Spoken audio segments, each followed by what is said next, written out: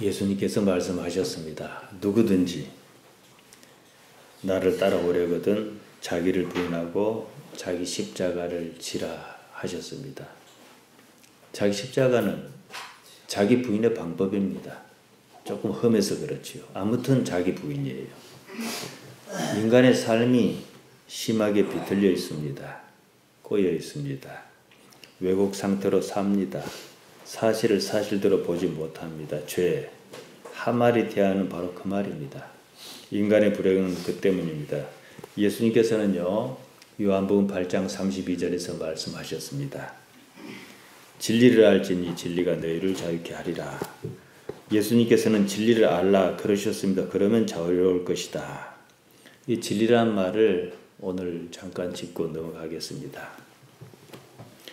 우리 동양적 사고에서 진리라는 말은 무슨 참된 이치를 말합니다. 우주의 근원적 원리라든가 한마디로 한 방에 통하는 무엇이에요? 깨닫는 어떤 깊은 이치, 그런 뜻으로 이해합니다. 서양적 사고는 그러지 않습니다. 단순합니다. 진리, 성경 그대로 알레데이합니다. 히브리어로는 에메트입니다. 성경에서 진리란 말은 지금 제가 말씀드린 그런 의미로 쓰이지 않습니다. 무슨 참된 이치나 그런 거 아니에요. 그냥 사실이에요. 영어로 truth입니다. 있는 그대로 진실, 사실이에요. 진리를 알아라 이 말씀은 사실을 사실로 제대로 봐라 그 말씀입니다. 그러면 자유로울 것이다. 사람이 사실을 사실대로 제대로 못 보거든요. 원래 이 말씀은 그냥 툭 튀어나오지 않았습니다. 배경이 있어요. 요한복음 8장을 보면은 가늠하다 잡혀온 여자 이야기가 나옵니다. 거기서 쟁점은요, 판단이었습니다. 크리노입니다. 어째서 인간이 잘못 판단하는가? 그 문제입니다. 요한복음 8장 15, 16절에 보면요, 이렇게 말씀하십니다. 너희는 육체를 따라 판단하나 나는 아무도 판단치 아니하노라. 만일 내가 판단하여도 내 판단은 참되니. 참되다 말 알레디노스입니다. 명사로 참 알레데이야. 진리라고 번역한 말 사실입니다. 내 판단은 사실이다. 그 말씀입니다. 히브리어로 믿음은 에무나입니다. 무엇을 믿고 말고 하는 거 아니에요. 그냥 사실이에요. 기도할 때 우리가 그런 말 하지 않습니까? 아멘. 이 말은 믿습니다. 그 말 아니에요. 원래 의미에 가깝게 하면요. 사실입니다. 거기에 내가 동의합니다. 이 뜻이에요. 다시 말씀드립니다. 진리를 알지니 별말 아니에요. 그냥 사실을 사실대로 알아라 그거예요. 그러면 자유로울 것이다. 알지니 그노세스됩니다. 기노스코 관계로 깊이 안다는 뜻입니다. 부부 사이의 육체적 관계로도 쓰였습니다. 그만큼 깊이 안다는 사실이에요.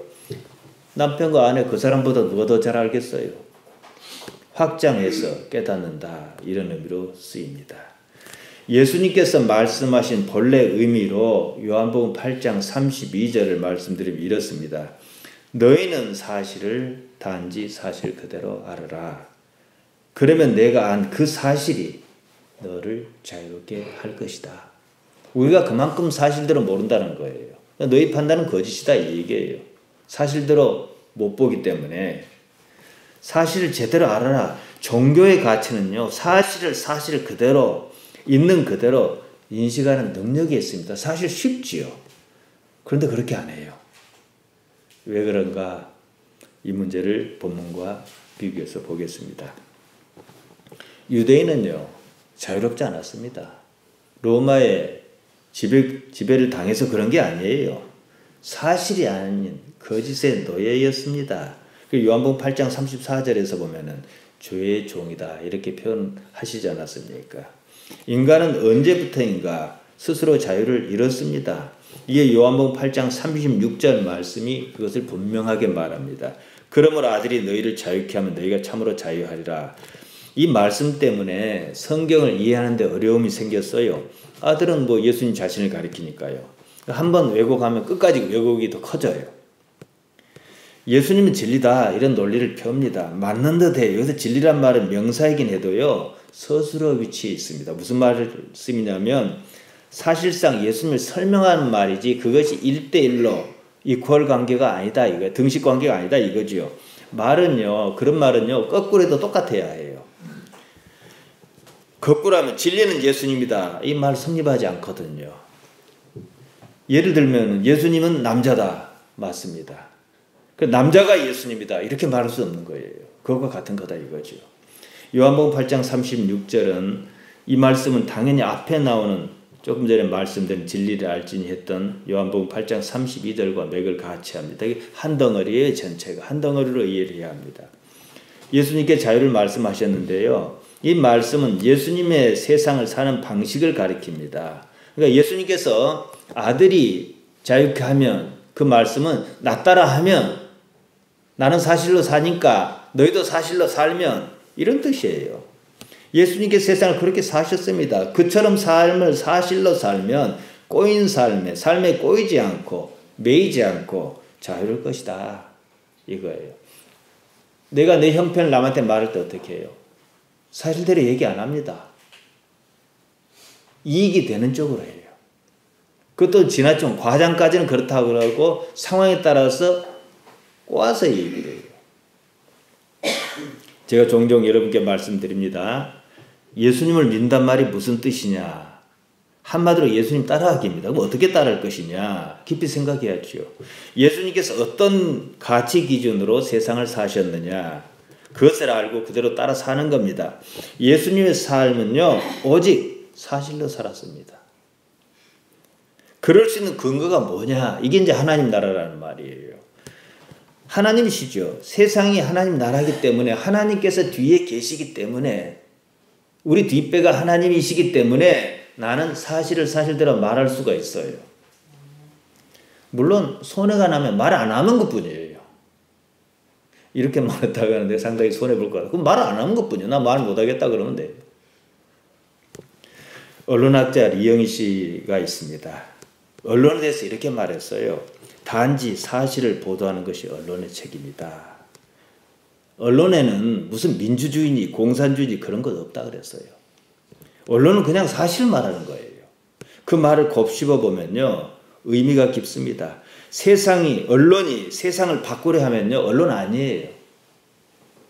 거기는 무슨 의도가 개입할 수밖에 없기 때문이에요. 좋으면 좋은 대로, 굳으면 굳은 대로. 아, 이건 단내가 난다 그럼 단내가 난다. 이건 나쁜 냄새 난다 그럼 나쁜 냄새 난다. 이렇게만 해야 하는 거예요. 흔히들 착각합니다. 신앙으로 세상을 바꾸겠다 그럽니다. 아니에요. 세상은요, 신앙인이 바꿀 수 있는 게 아니에요. 머리 한 톨옥도 희게 못해요. 하나님께서 바꾸십니다. 우리는 할 일은 뭐냐? 세상을 바꾸는 게 우리 일이 아니고요. 사실대로 사는 게 우리 할 일이에요. 여기에 능력이 있다는 거예요. 마태복음 5장 14, 15절에 이렇게 예수님께서 말씀하셨습니다. 너희는 세상의 빛이라.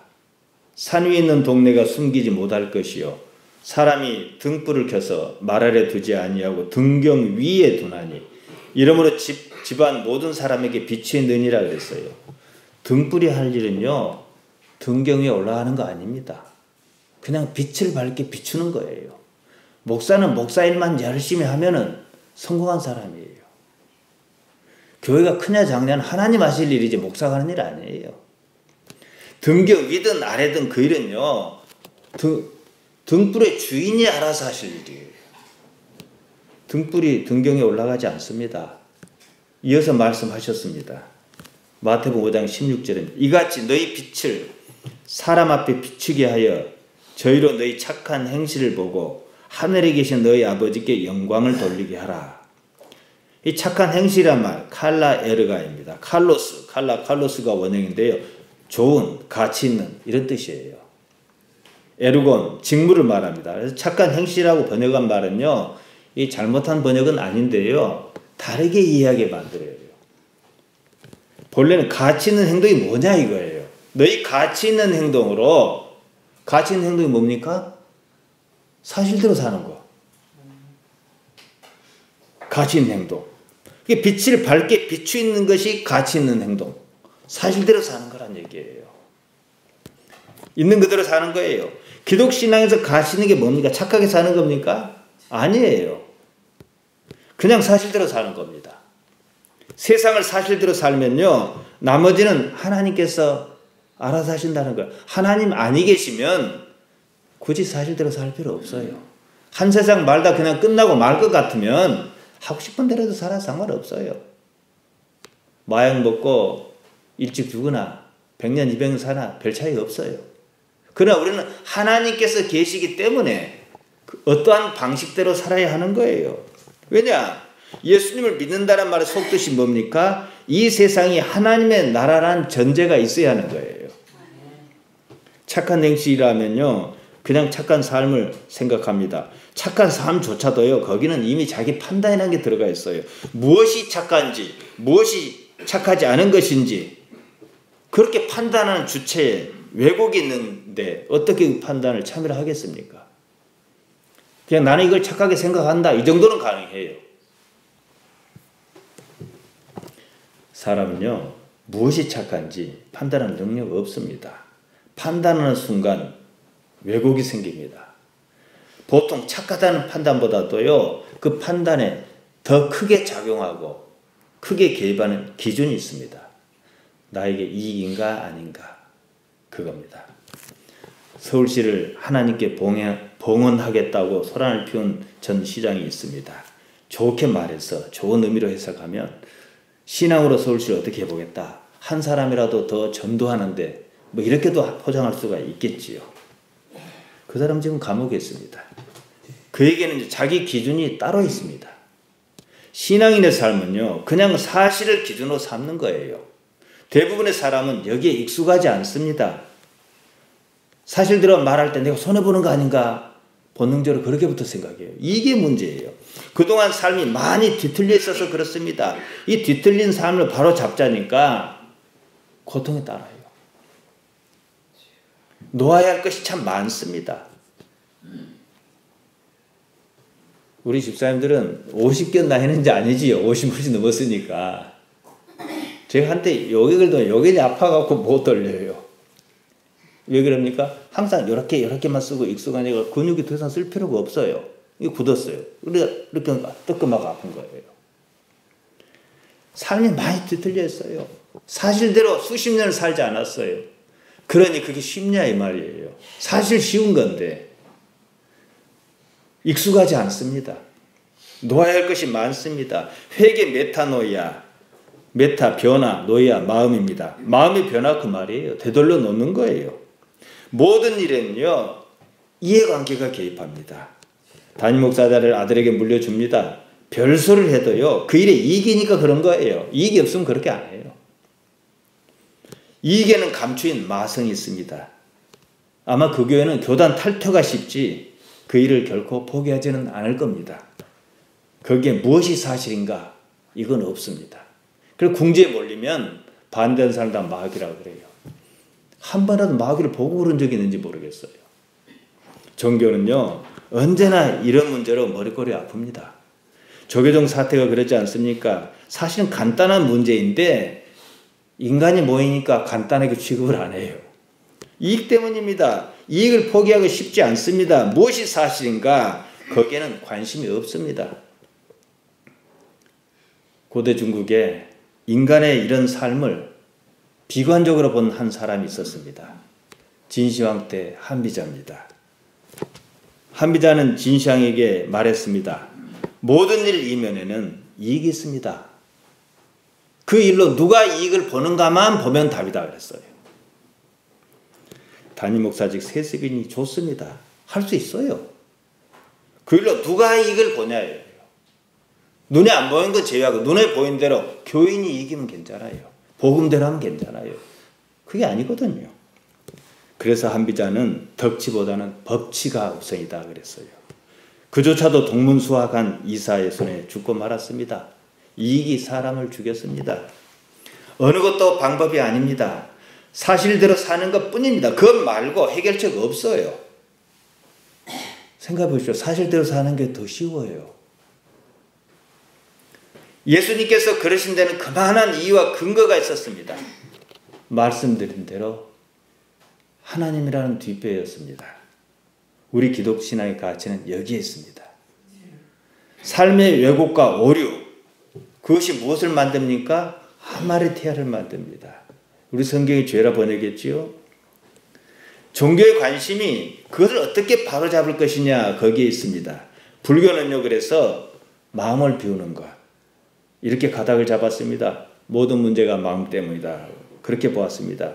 어떠한 수련을 했더니 어쩌고 저쩌고 합니다. 그런 수련이 가치가 없는 것은 아닙니다. 좀 더 넓게 보면요. 그런데 뭐냐? 이거예요. 이러고 저러고 해요. 그런데 다 무너집니다. 신천지 추종자가 성경이 어쩌고 멸망이 어쩌고 그럽니다. 막 14만 4천이 어쩌고 뭐 인류가 어쩌고 그래요. 머리 깎으러 갔는데 미장 안에 천지일보라고 나 이거 내가 미리 알았으면 좀 뭐다 야단을 좀 쳐놓을 건데 뭐 정신없는 짓 하냐고 그랬을 텐데 막 설명하면요 누가 그러면요 여러분 제가 비법을 하나 알려드릴게요. 근데 그러세요. 그래서 어쩌다고 하나도 안 변해요. 바뀐 것도 없어요. 계룡산에 들어가 돌을 닦고 지리산에 암자를 짓고 수련해도요 세월이 지나 보면 결론은 한결같아요. 그래서 여기에 답이 있어야 해요.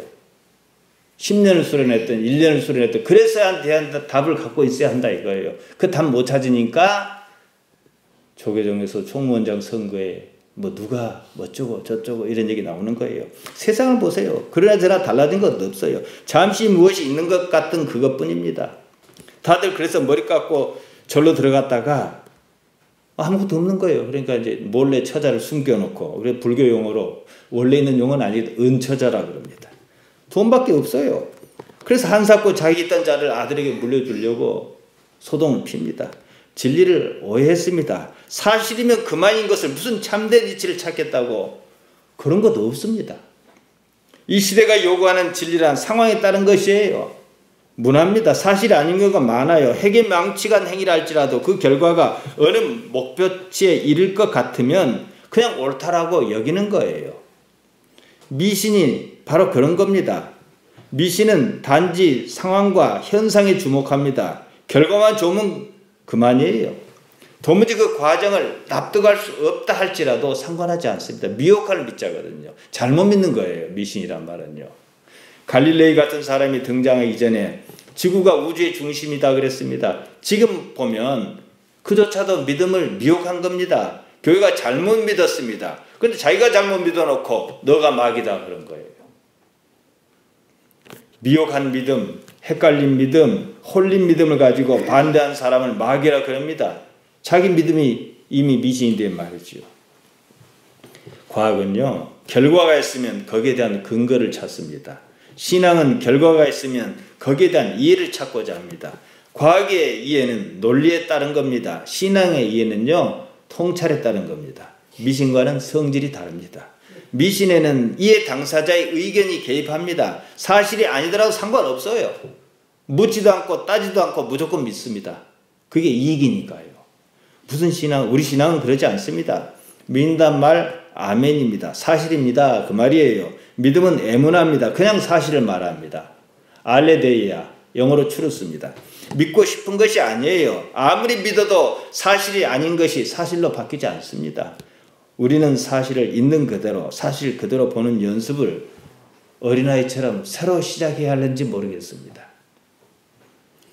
잘못 믿어놓고 믿고 싶은 것을 믿어놓고 사실이 아닌 것을 사실이라고 믿어놓고 남을 탓합니다. 자기 생각과 다르면 그냥 마귀라 그래요. 남을 마귀라는 사람을 가만히 보세요. 다 문제 있는 사람이에요.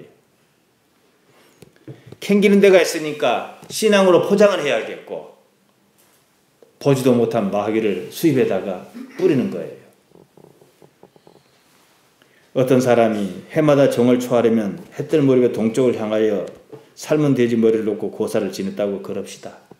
지금이야 뭐 말도 아닌 소리지만 옛날에는 뭐 그렇게 했으니까요.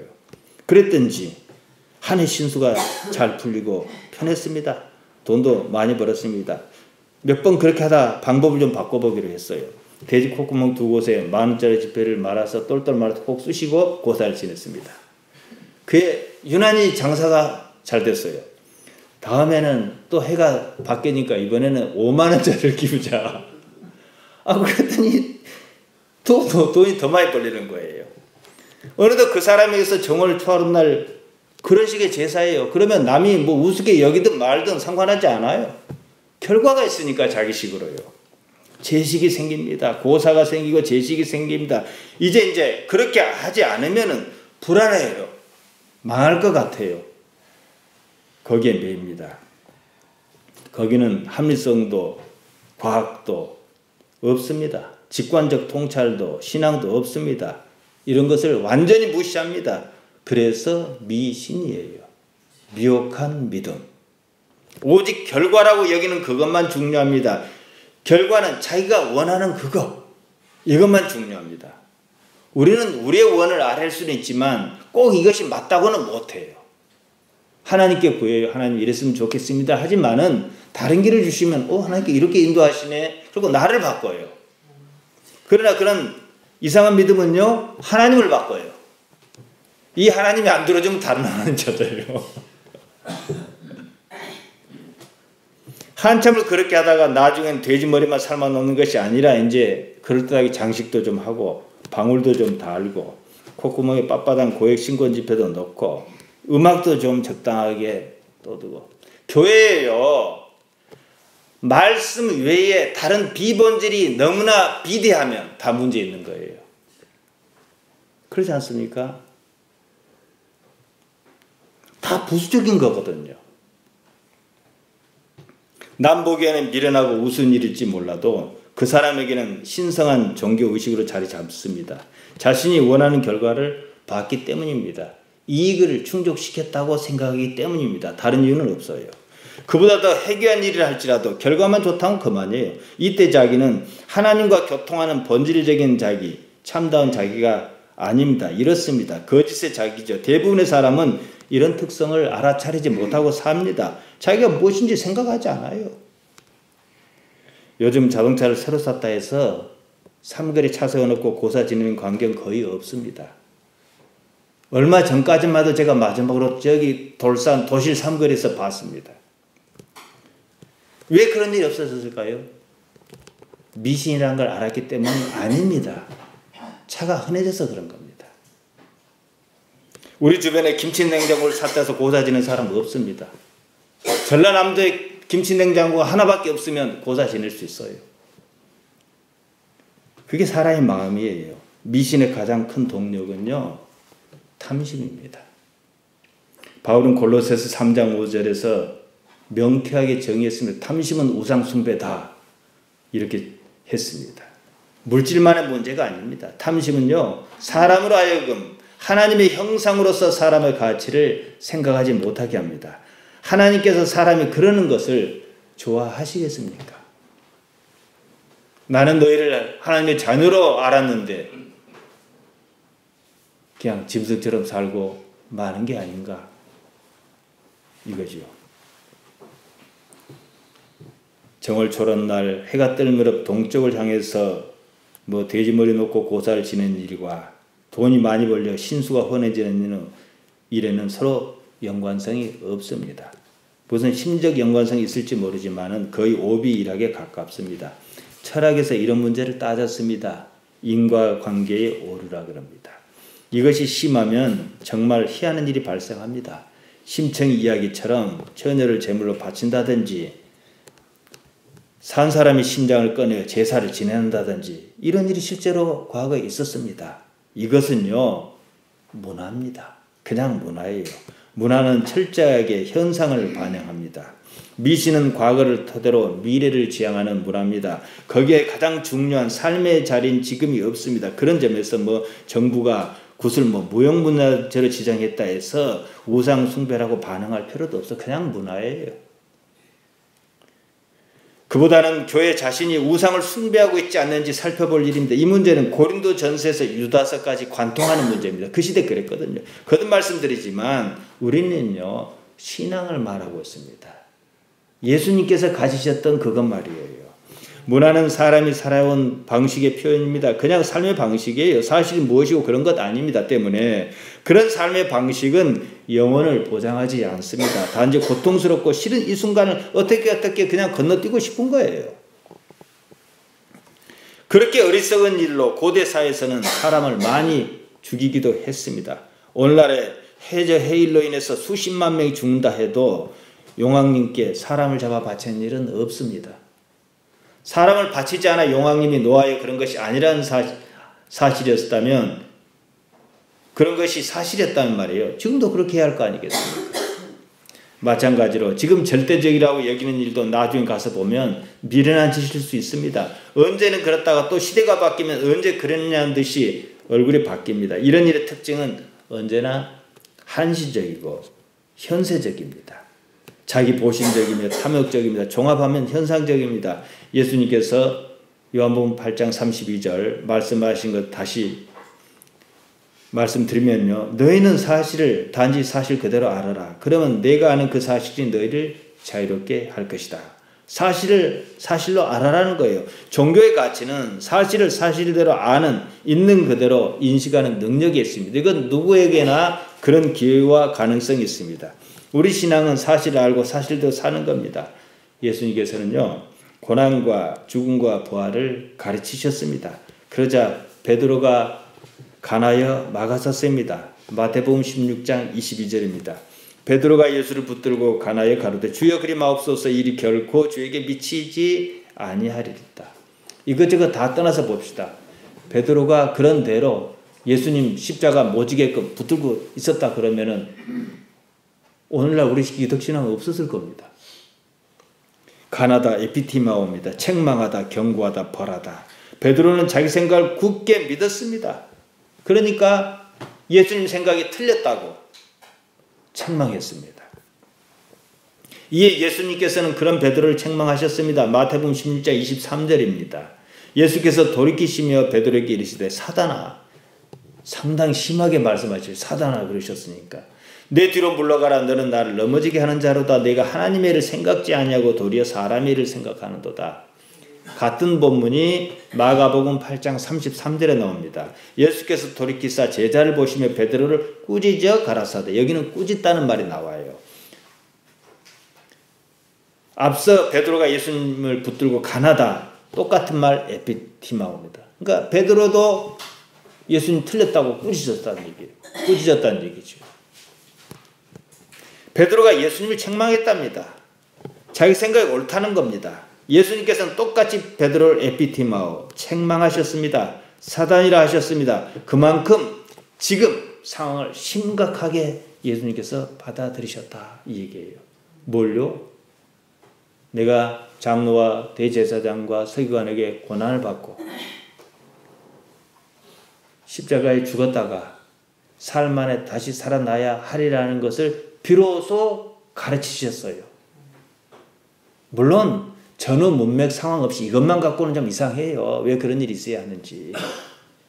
그러면 물어봤어야 하잖아요. 어떻게 그런 일이 있을 수 있겠습니까? 라고 물어봤어야 하잖아요. 안 물어봤어요. 그리고 내 생각을 옳다는 거예요. 생각하다, 풀어놓습니다. 관심을 기울이다, 애정을 두다, 마음을 품다 이런 뜻입니다. 베드로의 관심이 어디 있었냐? 물론 스승 예수님을 사랑해서 생각해서 그럴 수 있습니다. 그럴지라도 말이에요.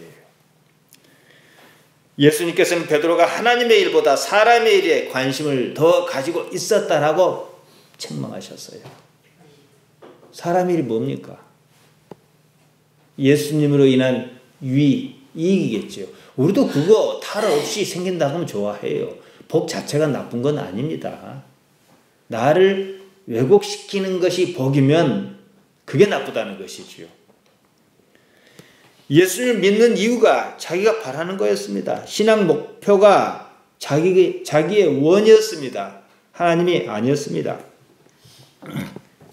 무교가 강력한 이유는요, 무교는 신주를 바꿀 수 있어요. 우리 기독교는 못 바꿔요. 이 관원장을 갖다 놓고 제사를 드렸는데 복을 안 주면 다른 걸 갖다 놓으면 돼요. 왜냐? 주체가 나의 원이니까, 나의 욕심이니까. 우리는 그럴 수 없어요. 그러니까 십자가가 있다 그러면 하나님께서 그것을 치워주시지 않는 한은 나는 그걸 질 수밖에 없는 거예요. 하나님께서 소중하시기 때문에. 그래서 이어서 말씀하셨습니다. 마태복음 16장 24절입니다. 이 예수께서 제자에게 이르시되 베드로하고 이제 한바탕 이제 난리가 났습니다. 그 후에 아무든지 나를 따라오려거든 자기를 부인하고 자기 십자가를 지고 나를 좇을 것이니라. 그래서 말씀하신 거예요. 자기를 부인하라.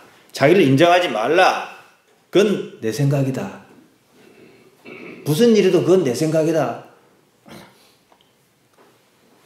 교회가 컸습니다. 뭐 특정인을 비난한 건 아니에요. 아들이 이제 목사예요. 물려주고 싶은 거예요. 어떻게 하고 물려주고 싶어요. 그래도 내 생각이에요. 내 생각이란 것만 알아도 내 생각이 물론 하나님께서 계시를 안 주셨으니까 뭐 이러기도 하고 저러기도 하려고 했겠습니다만은 내 생각이 순전히 내 생각이거든요. 예수님을 따르려면 전제 조건이 있으나 반드시 자기를 부인해야 합니다. 자기 부인이 없으면 기독신앙은요 성립하지 않습니다. 오늘날 자기 부인이 없어요. 내 생각이 옳다는 거예요. 말만 예수님 어쩌고 하나님 어쩌고 하나님 뜻이다 하지만요 다 자기 뜻이에요. 그래서 여기저기서 시끄러운 겁니다. 나는 이게 하나님 뜻인 줄 알았어요. 근데 야단하는 거 옆에서 총에서 야단 그러면은 아닐 수도 있다 해야 하는데 그런 걸 하지 않아요. 이미 정해놨으니까. 여기에 또 전제 조건이 있습니다. 자기라는 것이 무엇인지 알아야 한다는 것입니다. 내가 무엇인지 모르는데 어떻게 부인하겠습니까? 종교의 질문은요. 여러분 의외로 간단합니다. 무엇이 나인가 이 문제입니다. 소크라테스가 너 자신을 알라 그랬다 하지 않습니까? 그래서 한 말이에요. 원래 이 말은 델포이 신전 기둥에 쓰인 말이랍니다. 인류 문명이 어쩌고 저쩌고 해도요. 아직도 그 시대를 못 넘고 있습니다. 아직도 내가 누군지 모릅니다. 문제는요. 알고 싶어 하지도 않습니다. 나는 어떻게 구성되어 있는가 궁금하지도 않습니다. 모든 문제가 여기서 일어납니다. 죄라고 말하는 하마르테아가 마찬가지입니다. 우린 여기서 나라는 것을 일단 찾아야겠어요. 설정해야 합니다. 몸은 내가 아니잖아요. 나의 몸이잖아요. 다 아는 사실입니다. 내도 나가 아닙니다. 나의 내잖아요. 나의 생각, 그것도 나는 아니잖아요. 다른 무엇이 있을 거예요. 나라고 하는 것이 있어요. 그것을 지켜보는 주체가 있어요. 이게 전체를 통틀어 나라고 하는 거예요. 편의상 이름을 적어서 부르기도 하고 번호를 부르기도 하고 아무개 아빠, 아무개 엄마 이렇게 부르기도 해요. 이 통칭 나라는 것인데 그것을 지켜보는 주체가 있습니다. 한마디로 나는 지켜보는 자입니다. 그때 나는 일시적이나마 객관화시킬 수가 있습니다. 하나님께서는 영원한 객관자십니다. 습관의 자신을 맡기지 말아야 합니다. 뇌는 무척 게으릅니다. 습관대로 하려 해요. 육신의 작용입니다. 거기에 익숙해 버리면요. 나는 온데간데 없고 몸만 움직입니다. 치매는 여러 가지 원인이 있을 수 있지만은 쉽게 말씀드리면 치매에 걸린 노인을 생각하면 쉬울 거예요. 정신이 없는 듯 살 수 있거든요. 의식의 주체로 살아있어야 합니다. 그러면 자신의 의식세계에 들어있는 모든 것을 깨어있어 의식하는 겁니다. 삶의 사실, 진실, 사실을 알려면 의도적으로 의식하는 삶을 살아야 해요. 오감을 통해서 우리 의식세계로 들어오는 실제를 충분히 의식하면 새로운 사실을 만납니다. 존재감이 살아있음입니다. 그때 우리는 존재의 사실과 대면합니다. 거기에는 처음에는 별일 아닌 것 같은데 살아있다는 느낌을 가져요. 거기에 희열이 있어요.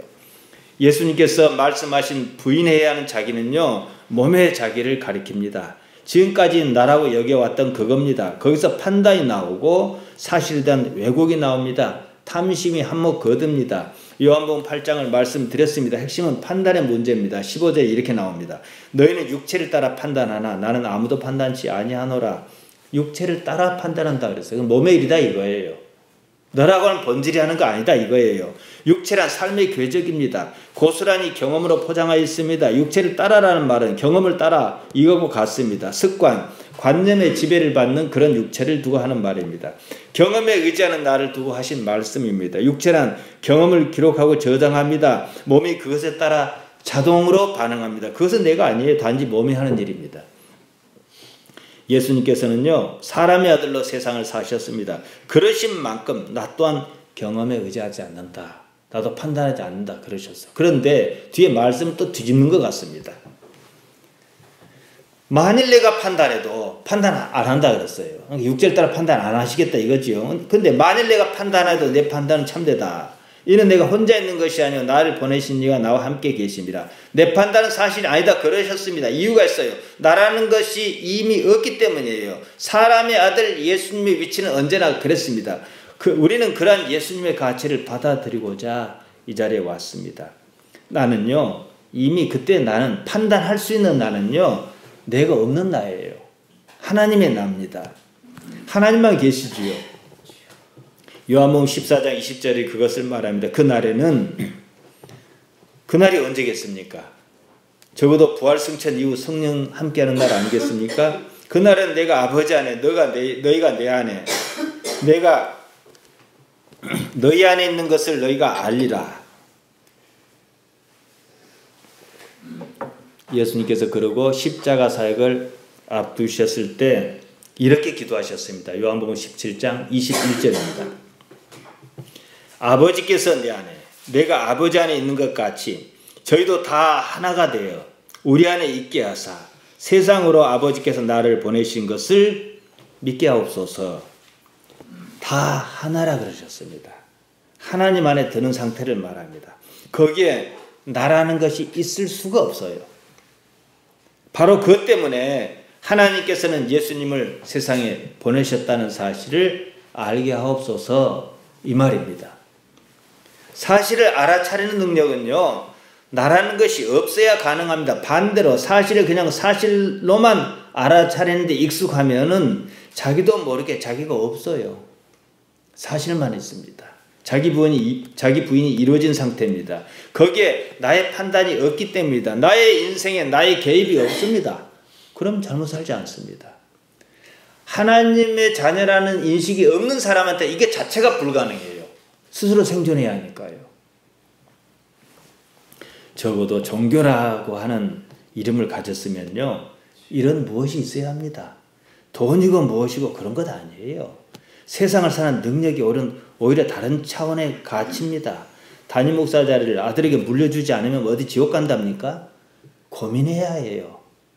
더 살아봐야 100년도 더 살지 않습니다. 세상은요. 싫은 것 투성입니다. 원래 그것이 맞습니다. 바꿔 생각해 보세요. 누가 저한테 이러더라고요. 세상이 왜 이럴까요? 그래요. 우리가 예수님을 믿는다 해도 세상이 항상 이런 일만 있을까요? 그러더라고요. 그래서 거꾸로 생각해 보라 그랬습니다. 기도하고 세상이 이렇게 좋았다면 아무도 천국 갈라 안 해요. 그냥 당신만 가시오 해요. 어떤 분들에게는 그런 천국을 살고 있어요. 여기가 좋은 거예요. 여기가 싫다는 것은요. 감사할 일이에요. 이해하셔야 해요. 그래야 그 싫은 것이 사라지지 않는다는 게 아니라 그 싫은 것이 그나마 줄어들어요. 이걸 이해하셔야 해요. 예수님의 복음이 뭡니까? 영원한 생명 아닙니까?